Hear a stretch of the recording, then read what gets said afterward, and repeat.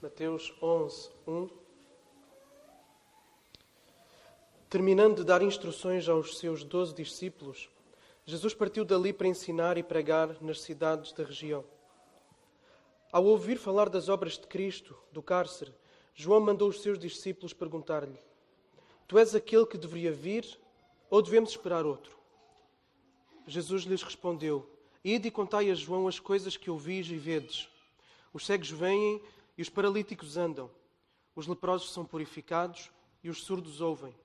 Os mortos são ressuscitados e aos pobres é anunciado o Evangelho. E bem-aventurado aquele que não se escandalizar por minha causa. Ao partirem, Jesus começou a falar às multidões a respeito de João. O que fostes ver no deserto? Um caniço agitado pelo vento? Mas o que fostes ver? Um homem trajado de roupas finas? Aqueles que vestem roupas finas estão nos palácios dos reis. Então, o que fostes ver? Um profeta? Sim, vos digo, e muito mais do que profeta. Este é aquele de quem está escrito: Estou enviando à tua frente o meu mensageiro, que preparará o teu caminho diante de ti. Em verdade vos digo que entre os nascidos de mulher não surgiu outro maior que João Batista, mas o menor no reino do céu é maior que ele. E, desde os dias de João Batista até agora, o reino do céu é tomado à força, e os que se utilizam da força apoderam-se dele. Pois todos os profetas e a lei profetizaram até João. E se quereis dar crédito, é ele o Elias que havia de vir. Quem tem ouvidos, ouça. É um privilégio poder estar aqui novamente. Sexta-feira estive cá, juntamente com o pastor Tiago Oliveira, pastor Diego Lopes. Começámos o nosso bebê nasceu, vamos dizer, é uma forma de dizer assim. Esteve a ser gestado durante algum tempo, sonhado, aprimorado, e aquele que é o nosso projeto da escola está a começar e esperamos que possa ser uma bênção no nosso país. E eu vou trazer-vos um texto de Mateus. Eu sei que vocês têm estado a caminhar também em Mateus, no Sermão do Monte. Nós lá na AB Faro, na Ação Bíblica de Faro, já passámos pelo Sermão do Monte há algum tempo. Nós estamos a fazer uma caminhada completa em Mateus, e isto já lá vão alguns anos. Eu não sei precisar quantos. Ainda no domingo passado eu disse à igreja que precisava de parar para perceber há quanto tempo começámos essa caminhada em Mateus. Mas o que é certo é que tem sido tão bom que eu acho que quando chegar ao fim, eu pelo menos vou ficar com saudades. Eu espero que as pessoas da igreja também fiquem, isso será bom sinal, mas eu pelo menos vou ficar com saudades dessa caminhada que temos feito em Mateus. E só para vos dar assim um panorama muito rápido e genérico de Mateus, antes de entrarmos no nosso texto, que está em Mateus 11, do primeiro capítulo até ao 9º, Mateus está a apresentar quem é Jesus. Ele está a demonstrar que Jesus é o Messias, porque lembremos, acho que também têm falado várias vezes sobre isso, Mateus está a escrever especialmente para judeus. E então ele está a fazer esta apresentação das credenciais de Jesus. Primeiro, ele fala da linhagem real de Jesus, que Jesus é o descendente de David. Depois, ele mostra também como Jesus cumpre várias profecias do Antigo Testamento. Apresenta os ensinos de Jesus, e especificamente nos capítulos 5 a 7, que é onde vocês têm estado, no Sermão do Monte. Apresenta os milagres de Jesus, capítulos 8 e 9.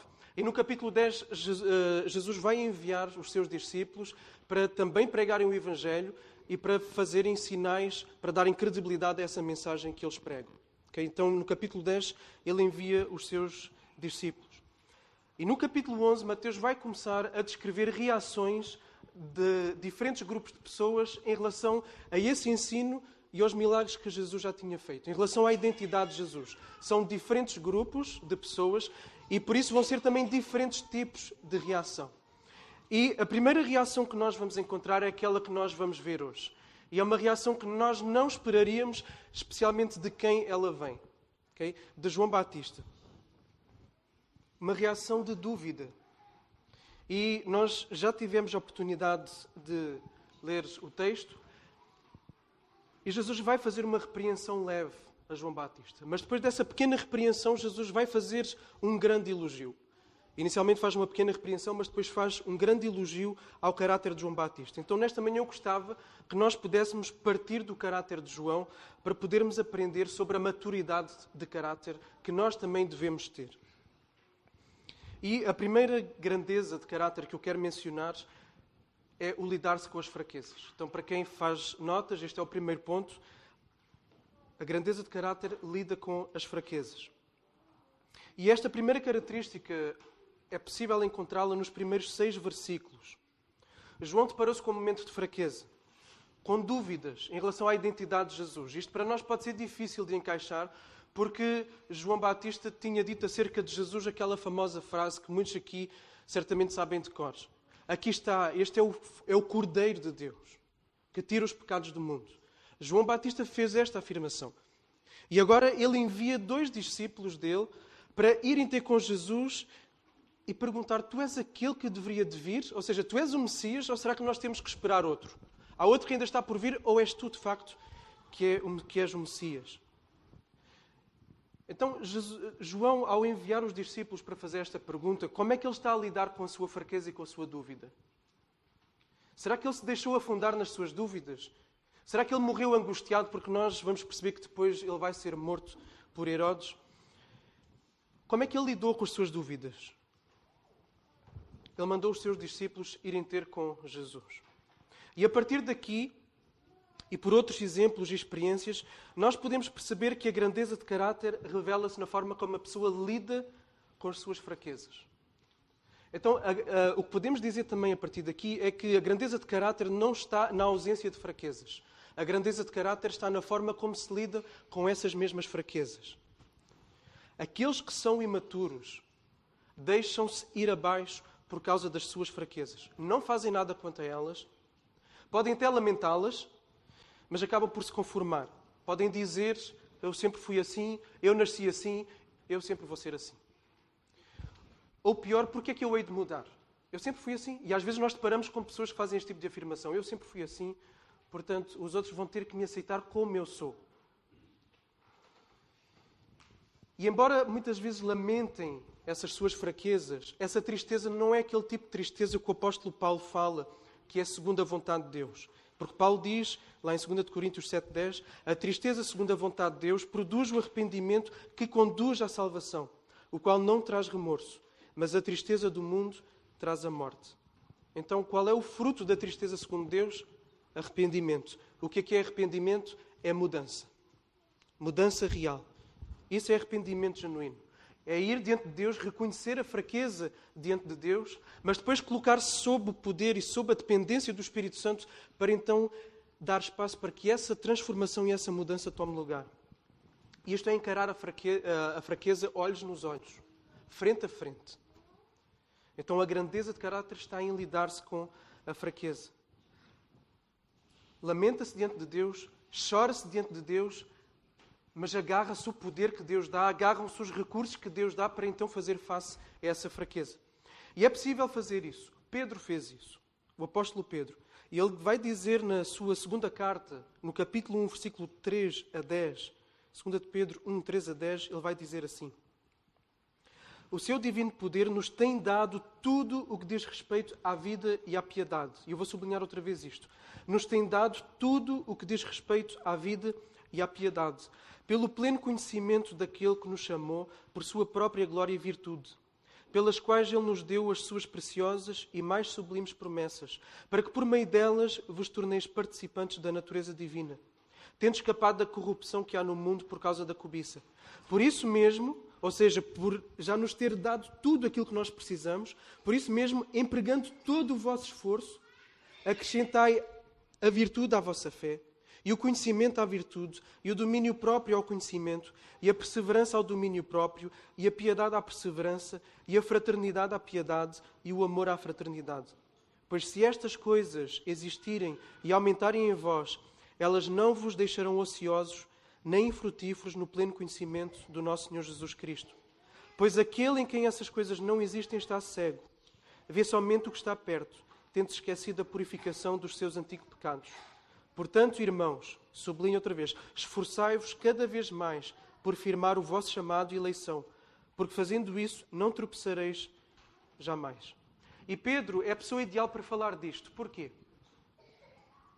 Pedro é a pessoa ideal para falar em fraquezas e em lidar-se com fraquezas e em conseguir dar-se a volta nessas mesmas fraquezas.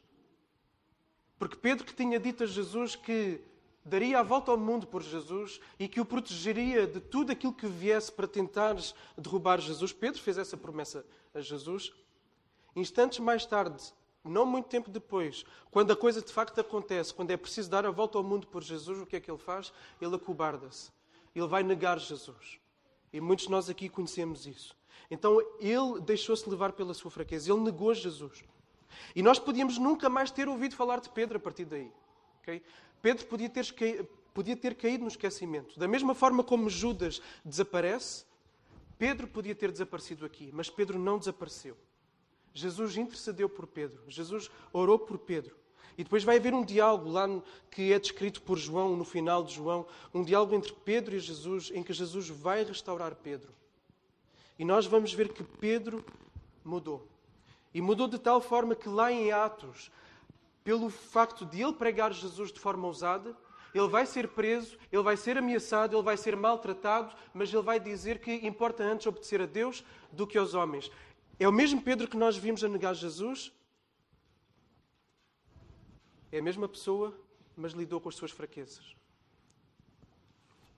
Só há duas formas de se lidar com as fraquezas. Só há duas. Ou nos rendemos a elas, ou fazemos-lhes frente. Agora, a facilidade de nós termos uma atitude de autocomiseração quando temos uma fraqueza também é grande. E esse pode ser um dos caminhos pelos quais nós entramos. A autocomiseração. Eu achar-me o pior dos piores, o pior marido, o pior pai, o pior pastor, o pior profissional, o pior crente. Ou então, outro caminho que pode ser feito é o de procurar justificações pelo qual eu sou assim. Justificações essas que vão aliviar a minha consciência, que me vão dar razões pelas quais eu sou assim e os outros vão ter que engolir isso. Okay? Agora, o facto é, nós vamos falhar. Eu e tu vamos falhar aqui ou ali, mais cedo ou mais tarde. Eu vou falhar, a pessoa que está do teu lado vai falhar, todos nós vamos falhar. Todos nós temos fraquezas pessoais, próprias. Uns têm tendência para explodir em ira. Outros têm medo dos homens e, por isso, na hora de dar as suas convicções, retraem-se.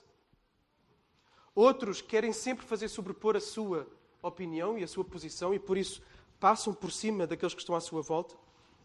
Alguns têm tendência a mentir. Outros têm problemas com a maldicência. Outros ficam ansiosos e não confiam em Deus. Outros querem sempre fazer valer o seu caminho e por isso também não confiam em Deus e na forma como Deus pode dirigir as coisas, porque em última análise querem que as coisas sejam feitas da sua forma. O ponto aqui é que todos nós caímos em alguma destas coisas ou noutras que nem eu mencionei aqui. Okay? Todos nós temos fraquezas.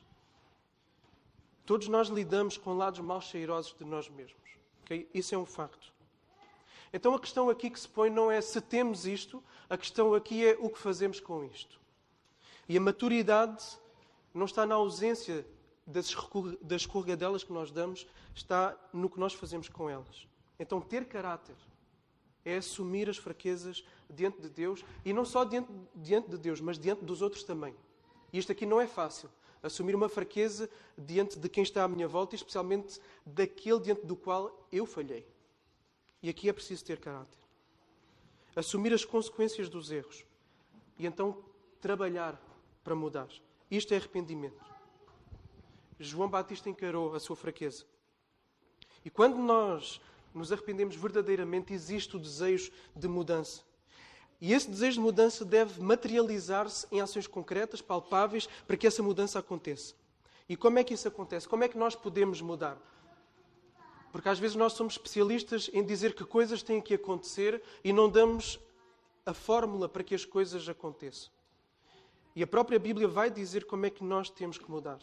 E Paulo vai dizer, sede transformados pela renovação da vossa mente, para que experimenteis qual seja a boa, agradável e perfeita vontade de Deus. Um texto muito conhecido de muitos aqui.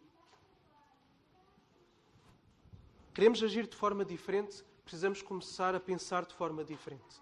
Okay? Porque a forma como nós pensamos, e a psicologia também vai dizer isso, apesar da Bíblia já ter dito isso há muito mais tempo, que a forma como nós agimos é muito influenciada pela forma como nós sentimos, e aquilo que nós sentimos é muitas vezes determinado pelos nossos padrões de crenças. Porque nós vamos interpretar a realidade que está à nossa volta a partir da forma como nós lemos essa mesma realidade. E a nossa leitura da realidade vai sendo moldada pela nossa experiência ao longo da vida. Então, aquilo que a psicologia cognitivo-comportamental vai dizer é que se queremos lidar com as coisas à nossa volta de forma diferente, precisamos de fazer reajustes nos nossos padrões de leitura da realidade. Porque se não estamos a lidar bem com a realidade, é porque não estamos a ler bem a realidade que está à nossa volta e precisamos de fazer reajustes nas nossas crenças. E é isto que Paulo está a dizer aqui. Precisamos de transformar a nossa mente, precisamos de transformar a leitura das circunstâncias que estão à nossa volta, a leitura de nós próprios e a leitura de quem Deus é. E a partir do momento em que ficamos com as nossas perspectivas colocadas de acordo com as perspectivas de Deus, nós vamos encarar a realidade que está à nossa volta de uma forma diferente. É isto que Paulo está a dizer. E a palavra tem este poder de transformar a forma como nós pensamos. Ela reprograma a forma de pensar. E ela reorienta as nossas afeições. E, na verdade, isto é aquilo que acontece no novo nascimento. Okay? Porque nós, antes de nos convertermos, as nossas afeições não estão viradas para Deus. Estão viradas para nós próprios, estão viradas para as coisas que são contrárias a Deus. E aquilo que é sobrenatural é o facto do Espírito Santo vir até nós e transformar as nossas afeições, transformar os nossos desejos, em que nós deixamos de desejar as coisas que são contrárias a Deus e passamos a desejar a Deus. Isto é trabalho exclusivo do Espírito Santo. E é esse o momento em que se dá essa ressurreição, em que, na base daquele texto de Efésios 2, que diz que nós estávamos mortos em ofensas e pecados, o Espírito Santo vem a nós, dá-nos um novo coração que começa a pulsar e começa então a desejar aquilo que não desejava antes, deseja Deus. E aqui acontece então o novo nascimento. Então é a palavra de Deus que vai continuar esse trabalho de reprogramação das nossas afeições, porque nós movemos-nos em função daquilo que nós gostamos, daquilo que nós adoramos. E então, se queremos adorar mais a Deus, as nossas afeições precisam ser mais voltadas para Ele. E aí o Espírito Santo vai-nos trazer a palavra, vai-nos mostrar a beleza de Deus, vai-nos mostrar a majestade dEle, vai-nos mostrar como é que Deus vê a vida e nós seremos levados para aí. E esta é a forma como seremos transformados e como devemos lidar com as nossas fraquezas. Então este era o primeiro ponto. A grandeza de caráter revela-se na forma como nós lidamos com as nossas fraquezas. Segundo ponto, convicções firmes. E esta é uma segunda característica do caráter de João. Um homem com convicções firmes. Está lá no versículo 7. Se tiverem o texto aberto diante dos vossos olhos. O que é que foram ver no deserto? Um caniço agitado pelo vento? Agora, um caniço era uma cana que ficava junto do rio. E ela podia ser agitada tanto pela corrente das águas, quanto podia ser agitada pelo próprio vento. E o que é que Jesus quer dizer com isto? Jesus pergunta à multidão que tipo de pessoa é que eles foram encontrar em João lá no deserto. Okay? E João pregava no deserto, longe das grandes cidades. E vinham multidões de toda a Judeia, da região do Jordão, para ouvir João ao deserto, no deserto. Porquê? Porque João tinha uma opinião e amanhã tinha outra? Era por isso que iam ouvir João? Não. Porque João era uma pessoa de convicções firmes. João Batista pode ter falhado agora com a pergunta sobre a identidade do Messias. Mas será que o padrão, será que a fotografia geral de João é esta? É de dúvida? Não. O padrão é de um homem de convicções. Ele era um homem bem firme. E, aliás, é preciso firmeza para encarar as pessoas que ele encarava, que vinham a ele para ser batizadas. E ele dizia, não. Ele dirigia-se aos soldados e dizia o que é que eles tinham que mudar. Ele dirigia-se aos fariseus e dizia o que é que eles tinham que mudar. E, em última instância, João está na condição em que está na prisão, porque ele teve a coragem, esteve firme nas convicções de olhar Herodes nos olhos e lhe dizer, olha, tu estás em pecado. Tu estás em pecado porque tu estás com uma mulher que não devias de estar. Então ele está preso por causa das suas convicções. E esse é o apelo da Bíblia para os crentes. Uma pessoa com caráter maduro é uma pessoa que não muda consoante a maré. É uma pessoa que permanece firme nas suas convicções. Tiago abordou o assunto ao dizer quem duvida é semelhante ao quê? À onda do mar movida e agitada pelo vento. A mesma ideia que Mateus colocou aqui. Tiago 1,6. Então a primeira coisa no testemunho que Jesus dá de João é que o perfil dele não é de alguém que duvida. Teve uma fraqueza sim, mas o quadro geral é mais abrangente do que aquela fraqueza. Agora, convicções não se constroem de uma hora para a outra, não se constroem da noite para o dia. Constroem-se com estudo, com dedicação da palavra, com oração, debaixo da direção do Espírito Santo e, acima de tudo, tendo Jesus como prioridade de amor e de dedicação na vida. Homens e mulheres com caráter maduro são aqueles que não se vergam, que não se vendem. Homens e mulheres que não têm preço, que não se deixam levar, que permanecem firmes em suas convicções. Pedro, voltamos a Pedro outra vez. Pedro, quando negou Jesus, ele negou as convicções que tinha acerca de Jesus, de modo a safar a sua pele. Ele pensou em primeiro lugar nele próprio. Mas Pedro amadureceu, como eu disse há pouco. Ele foi perseguido, foi maltratado e ele permaneceu nas suas convicções. Agora, mais à frente, ele vai acabar por escorregar exatamente nessa mesma área. E por isso o apóstolo Paulo, para quem está familiarizado com esse texto, vai ter que repreender Pedro. Porque Pedro estava ali a conviver com os gentios. De repente chega um grupo de judeus e Pedro teve medo de desagradar os judeus e, para tudo, para o seu comportamento idêntico ao dos gentios, ali com os gentios, de forma que os judeus não pensem mal dele. E Paulo vai repreender Pedro por causa dessa incoerência. Pedro aí deixou-se vender outra vez pelo medo de agradar aos outros. Isto está lá em Gálatas 2, 11 e 12. Então o que é que isto nos diz? Isto nos diz que com a maturidade vem o domínio próprio. As mesmas fraquezas podem estar lá. A mesma tendência para os mesmos problemas podem estar lá. Mas o que acontece com a maturidade de caráter é o domínio próprio para se lidar com essas mesmas fraquezas. Okay? Num dia de debilidade, pode-se cair novamente nessa mesma área. Mas o padrão de um grande caráter é aquele que tem autodomínio. E este é um fruto do Espírito, lá em Gálatas 5. A sociedade em que nós vivemos tende a criar pessoas sem convicções. Em nome da tolerância à diferença, rejeita-se quem tem posições de afirmação de absolutos. Quem defende absolutos, quem defende ideias concretas, é chamado muitas vezes de intolerante. Agora imaginem só o quadro desta pessoa altamente excêntrica, como nós vimos aqui na escola dominical, de João Batista, a chamar às pessoas de raças de víboras. Imaginem hoje em dia como é que seria. Seria taxada de intolerante religioso e já teria certamente uma série de processos em cima. As convicções firmes, então, têm-se perdido na nossa sociedade. Não vão sendo ensinados os valores e princípios que devem reger a vida. Agora, ao mesmo tempo, não basta ter convicções. É preciso permanecer firme nelas. E aí é que está a força de caráter. A força de caráter não está só em ter-se convicções, mas está em permanecer-se firme em cima dessas convicções. Nós muitas vezes somos capazes de mudar de opinião em função daquilo que os outros dizem, em função de quem está à nossa volta, de modo a querermos agradar os outros. É porque amamos esses outros? Não. O medo de agradar os outros não é em função do amor dos outros, é em função do amor a quem? Do meu próprio, de mim próprio. Porque eu quero estar na boa vista de quem está à minha volta. E João demonstrou aquele que é o segredo para não se ir atrás do medo de agradar aos outros. Ele disse, é preciso que ele cresça e que eu diminua. Esvaziamento do ego. Cristo cresce, eu diminuo. Se eu diminuo, eu não me vou preocupar tanto com o que os outros pensam acerca de mim. Eu preocupo-me antes com o que os outros pensam acerca de Deus e, mais importante ainda, aquilo que Deus pensa acerca de mim. Então seremos cristãos com caráter maduro se formos homens e mulheres cujas convicções estão firmemente estabelecidas na palavra. Terceira grandeza de caráter. A autorrenúncia. No versículo 8, Jesus perguntou: o que foram ver? Um homem trajado de roupas finas? Aqueles que vestem roupas finas estão nos palácios dos reis.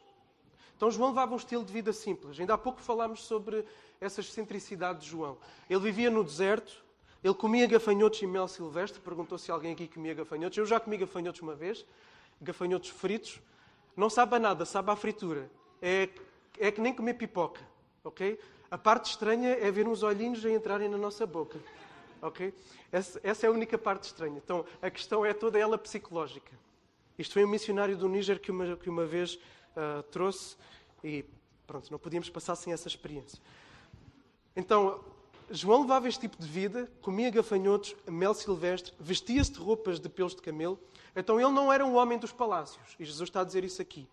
Era um homem que escolheu o caminho da simplicidade, não o caminho do conforto.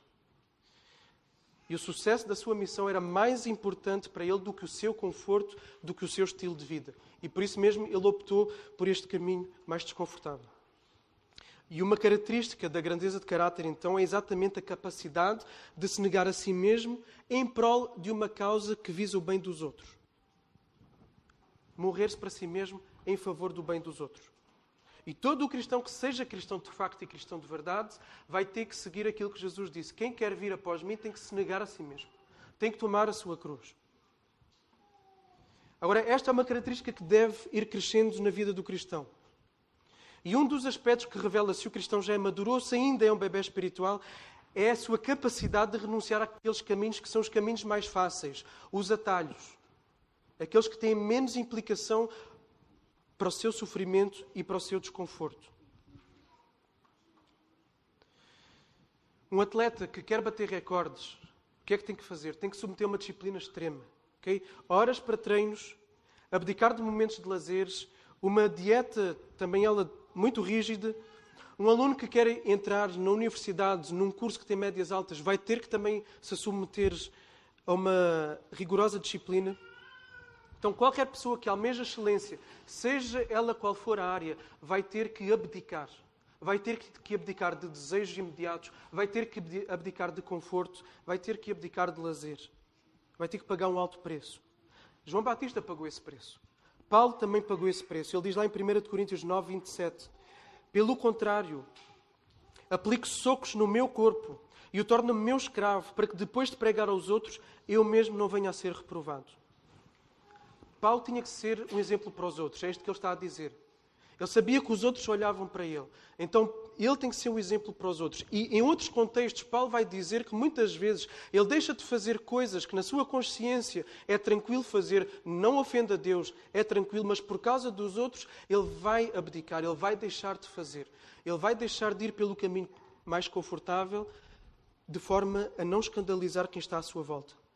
E se Paulo amasse o caminho mais fácil, se Paulo preferisse o conforto, ele não se submeteria a perseguições, a maus tratos, a naufrágios, a fome, a frio, a ser dado como morto, a ser falado, a ser mal falado pelas igrejas que ele mesmo cuidava, e Paulo submeteu-se a isso.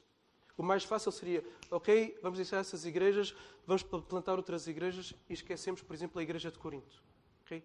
Paulo submeteu-se a ser desconsiderado pelas igrejas. Porquê? Porque ele amava o Senhor e ele amava a igreja pela qual o Senhor morreu. Todo o sucesso tem um preço. Isto parece frase motivacional, mas está na Bíblia. Todo o sucesso tem um preço. E esse preço implica o quê? Implica em dar-se de si mesmo, em abrir mão de caminhos fáceis, em abrir mão de caminhos confortáveis.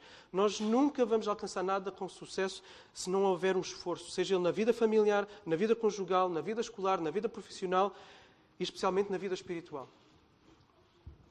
Pessoas fracas no caráter são pessoas que, quando se deparam com um problema, fazem o quê? Desistem. Fazem as malas e vão embora. Porquê? Porque preferem os palácios ao invés dos desertos. Os nossos casamentos não vão dar certo se não houver autorrenúncia. E quem é casado aqui sabe disso perfeitamente. Se não houver humildade em procurar ir ao encontro das necessidades do outro e abrir mão dos nossos próprios direitos. E no casamento isto tem que acontecer muitas vezes. E com os filhos, igualmente, abrir mão de direitos em prol do outro. Nunca vais conseguir entrar no curso que queres se não gastares horas a estudar, se não abrires mão de algumas horas de Netflix, de algumas horas de videojogos, de algumas horas de ver o futebol. Isso não vai acontecer. Então tem que haver um esforço. Nunca vais conseguir um bom emprego se não te empenhares no emprego que tu tens agora, se não te empenhares no curso em que tu estás. E na vida em igreja, então, parece que é preciso um esforço ainda redobrado. A vida em igreja não é fácil. Considerar o nosso irmão, ainda que mais fraco, ainda que caindo, ainda que nos ofendendo, ainda que nos decepcionando, considerá-lo como superior a nós mesmos, essa tarefa não é fácil e implica autorrenúncia. Nunca cresceremos também na nossa intimidade com Deus se não houver autorrenúncia. Ler a Bíblia, orar, muitas vezes são disciplinas em que nós não estamos propriamente entusiasmados para começares, para ser a primeira coisa que nós vamos fazer no nosso dia. Implica exatamente esta palavra que eu disse, disciplina. autorrenúncia. A nossa carne quer fugir disso. Então, quanto maior o nosso ego, menor a nossa capacidade de nos negarmos a nós mesmos. Quarta grandeza de caráter e a última. A causa pela qual vivemos. Está nos versículos 9 e 10. Então o que fostes ver? Um profeta? Sim, vos digo, e muito mais do que um profeta. Este é aquele de quem está escrito. Estou enviando à tua frente o meu mensageiro que preparará o teu caminho diante de ti. Então, João era um profeta, isso era algo especial, até porque há 400 anos que não havia uma voz profética em Israel. Alguém que falasse da parte de Deus, na mesma forma que os profetas do Antigo Testamento falavam, e só por isso João já é especial. Agora, o que torna de facto João um profeta ímpar, um profeta sem igual, é a missão pela qual ele está a ser usado como profeta. Qual é essa missão? Preparar o caminho do Messias. Então, o que torna alguém especial, além de muitas características nobres que possa ter, como as que vimos até agora, é a causa pela qual ele vive. Então, não basta ter uma causa e morrer por ela, essa causa tem que ser a grande causa. E isso faz de João uma pessoa ímpar para Jesus. A maior causa pela qual o cristão pode e deve viver é o próprio Deus. Amarás o Senhor teu Deus de todo o teu coração, de toda a tua alma e de todo o teu entendimento. O cristão deve buscar em primeiro lugar o reino de Deus, todas as demais coisas serão acrescentadas. Também está lá no Sermão do Monte. Esta foi a causa pela qual Paulo viveu e que sofreu tudo o que sofreu, como nós já vimos. Esta foi a causa pelos quais os mártires foram engolidos nas arenas de Roma. Esta foi a causa pelos quais os reformadores lutaram. E esta é a causa pelos quais nós temos nos boletins da igreja perseguida. Pessoas que são torturadas, pessoas que são presas, pessoas que são mortas. Então a questão que se coloca é: por que causa temos vivido? E atenção que esta pergunta é mais difícil do que aquilo que parece. Porque eu posso dizer que estou a viver pela causa do reino, eu estou envolvido em igreja, eu estou envolvido em ministérios, eu estou envolvido na proclamação da palavra de Deus, mas eu posso aqui confundir as coisas. E eu posso aqui querer estar a ganhar destaque para mim próprio e não estar a querer crescer e acrescentar ao reino de Deus, mas a querer acrescentar ao meu próprio reino. E nós podemos aqui confundir esta linha que às vezes é muito ténue. A tua grande causa pode ser a tua profissão. O quereres dar o melhor à tua família, o casamento, os filhos, uma carreira política. Se alguma dessas é a tua grande causa, então essa não é a grande causa, a causa maior. Deus tem que ser a nossa maior causa. Então, qual é a tua maior causa na vida? É a pergunta que nós temos que fazer. E é isso que vai definir a grandeza do nosso caráter. Se nós vivemos pela maior causa que é Deus. E para concluir, eu gostava de fechar com os versículos 11 a 15, que nos vai dizer as motivações para o crescimento no caráter. Em verdade vos digo que entre os nascidos de mulher não surgiu outro maior que João Batista, mas o menor no reino do céu é maior que ele. E desde os dias de João Batista até agora, o reino do céu é tomado à força, e os que se utilizam da força apoderam-se dele. Pois todos os profetas e a lei profetizaram até João.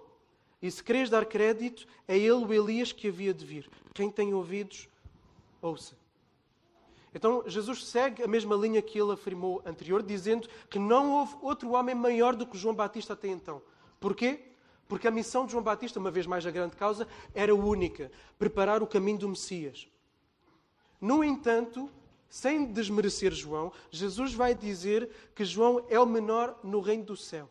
Porquê? Porque João ainda estava sob a velha aliança. Os seguidores de Jesus, sob a nova aliança, iam viver um tempo novo que não tinha sido vivido até então. E João Batista não viveu para viver esse momento. João foi o último dos profetas da antiga aliança. Ele é o Elias que estava por vir. Então, é nesse sentido que ele é o menor no reino dos céus, porque ele não viveu a chegada do reino. Jesus diz no versículo 12 que desde os dias de João o reino é tomado à força e que aqueles que usam de força se apoderam dele. E a passagem em Lucas pode nos ajudar a compreender o sentido do texto. Diz assim Lucas 16:16: a lei e os profetas vigoraram até João. A partir de então o evangelho do reino de Deus é anunciado e todo homem se esforça por entrar nele. Qual é que era a pregação de João? A proximidade do reino e a consequente necessidade do arrependimento. Então, por meio da pregação deles, várias pessoas estavam a chegar ao arrependimento. Estavam a entrar no reino. E esta é a violência, porque o arrependimento é uma coisa violenta. O arrependimento é um choque entre o nosso orgulho e entre a santidade de Deus. Entre a necessidade de eu me esfaquear e de dizer, não, tu és Deus e eu sou pecador. Isso é violência. Então, entra no reino quem se submete a esta experiência violenta, que é se matar a si mesmo e se submeter àquilo que Deus diz. Todo cristão tem um privilégio que todas as pessoas do Antigo Testamento não tiveram e que os profetas almejaram ter. Ver a chegada do Messias, a chegada de Cristo. Ver a forma como Deus, na história da redenção, ia proporcionar a salvação ao seu povo. Um momento inigualável na história e nós podemos ver isso. As pessoas do Antigo Testamento viam tudo turvo, viam sombras, viam amostras de como é que ia ser, mas não viam o pano do palco aberto, todo o cenário de forma nítida diante deles. Na Nova Aliança é possível ver isso. E eu quero perguntar a todos que estão aqui, se já viram Cristo desta forma, quem Ele é, o Filho do Deus vivo, o próprio Deus encarnado, que viveu uma vida perfeita, morreu a morte que o pecador deveria morrer e ressuscitou, mostrando que venceu essa mesma morte e o pecado, podendo dar assim espaço para que o relacionamento entre o homem e Deus possa ser reatado, religado. E esta é a verdadeira religião, é Cristo, o poder reatar-se com Deus. E eu pergunto então se todos aqui já viram Cristo desta forma, se já se abriu o pano deste cenário diante dos teus olhos. Se não, então olha para Cristo nesta manhã. Reconhece que precisas dele. Só Ele pode te dar a salvação. Olha para Ele. Nós, daqueles que estamos aqui, que já queremos, pensemos neste privilégio que é estar no reino de Deus. E permitamos que a beleza de quem Cristo é, a sua majestade, a glória da obra consumada daquilo que Ele fez na cruz, possa atrair o nosso coração para Ele. Possa atrair todo o nosso ser, as nossas afeições para Ele. Porque só assim, só nós sendo atraídos pela sua beleza, é que vamos poder ver o nosso caráter a ser transformado. Porque nós movemos-nos em função daquilo que nós amamos. E nós amamos aquilo que move as nossas afeições. Por isso, se queremos que Deus mova mais as nossas afeições, nós temos que colocar a beleza dele dentro dos nossos olhos. E fazemos isso pela palavra, fazemos isso pela oração, fazemos isso pela vida em comunidade, em que nós vamos vendo Deus a agir na vida do outro. Vemos a beleza, vemos a glória de Deus na vida uns dos outros. Se queremos então ver o nosso caráter a ser transformado por Deus, devemos colocar a beleza de Deus diante dos nossos olhos. Porque nós podemos, e um dos caminhos, e eu vou fechar com isto, um dos caminhos que nós podemos seguir, sim, é verdade. Todos precisamos ter este caráter. A nossa sociedade seria maravilhosa se todos tivéssemos este caráter. E um dos caminhos que nós podemos seguir é o caminho do legalismo. E empreendemos esforços em coisas que vamos tentar fazer e em coisas que vamos deixar de fazer para ter estas características no nosso ser. Mas isso vai ser legalismo. Okay? Isso vai trazer arrogância e isso vai trazer hipocrisia, porque muitas vezes eu vou demonstrar ser aquilo que eu de verdade não sou. Então, a verdadeira chave para esta mudança é a pessoa se deixar maravilhar pela glória, pela majestade do Evangelho. Porque é o Evangelho que vai nos transformar. É o Espírito Santo que nos vai transformar e levar a sermos mais como Jesus. Então, deixemos encantar pela pessoa de Jesus. Vamos orar. Senhor Deus, damos-te graças pela Tua palavra. E se João foi como foi porque ele tinha uma única pessoa diante dos seus olhos. Uma única pessoa que fazia com que ele vivesse tudo o que viveu, que submetesse a tudo o que foi submetido. E essa pessoa eras Tu. E, Senhor, o problema é que diante dos nossos olhos, muitas vezes, nós temos outras coisas que não a Ti. E, em última análise, nós temos a nós próprios, diante dos nossos próprios olhos. E, por conseguinte, a satisfação das nossas necessidades. Senhor, sabemos que a nossa mudança não vai surgir de nós mesmos. A nossa mudança surge pelo facto de nós olharmos para Ti. De nós usarmos os recursos que Tu nos dás, que estão presentes em Ti. Então, Senhor, em primeiro lugar, queremos-te pedir, te rogar, que Tu brilhes diante dos nossos olhos, de forma a que todo o resto do mundo perca o seu brilho para nós. De forma a que nós próprios percamos o nosso próprio brilho diante de nós mesmos. Senhor, que as nossas afeições, que o nosso amor seja totalmente dirigido para Ti, para então nós sermos conformados à imagem daquilo que nós adoramos, que és Tu. Ajuda-nos a ter este caráter, que nada mais é do que o caráter de Cristo. Nós oramos no nome de Jesus. Amém.